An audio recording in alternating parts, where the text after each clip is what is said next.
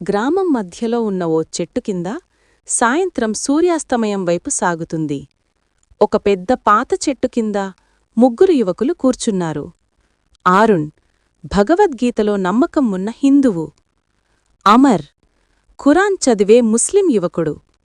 జోష్ బైబిల్ పట్ల భక్తి ఉన్న క్రైస్తవుడు. వారు ఒకరినొకరు గౌరవంగా చూసుకుంటూ మాట్లాడుతున్నారు. మన గీత చెబుతుంది, కర్మణ్యేవాధికారస్తే, మనకు కర్తవ్యమే హక్కు. కాని మీరు చెబుతున్న దేవుడు రక్షకుడు వేరుగా ఉన్నట్టు అనిపిస్తుంది. మా ఖురాన్ చెబుతుంది, అల్లాహు వాహిద్, దేవుడు ఒక్కడే. అతడే సృష్టి, అతడే న్యాయమూర్తి. మన పని ఆయన మార్గంలో నడవడం.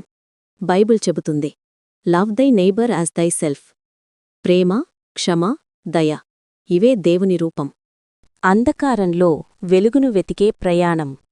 తరువాత రోజు వారు ముగ్గురూ కలిసి ఒక పాత ఆలయం, మసీదు, చర్చి వైపు నడుస్తారు. మొదట ఆలయంలోకి వెళ్తారు. ఆరుణ్ అక్కడ భగవద్గీత శ్లోకం చదువుతాడు. యదా యదా హి ధర్మస్య గ్లానిర్భవతిరన్. చీకటి రాత్రి చర్చ్ వెలుపల మూగగా కూర్చుని ఉన్నప్పుడు ఒక పేదపిల్ల బయట చల్లతో వణుకుతుంది. ముగ్గురూ ఏకసమయంగా లేచి ఆ పిల్లకు తమ వస్త్రాలిస్తారు. ఆ పిల్ల నవ్వి చెబుతుంది, మీ అందరూ ఒకే దేవుని పిల్లలు కదా. ఆ మాటతో ముగ్గురూ ఒకరినొకరు గమనించి చిరునవ్వు చిందిస్తారు.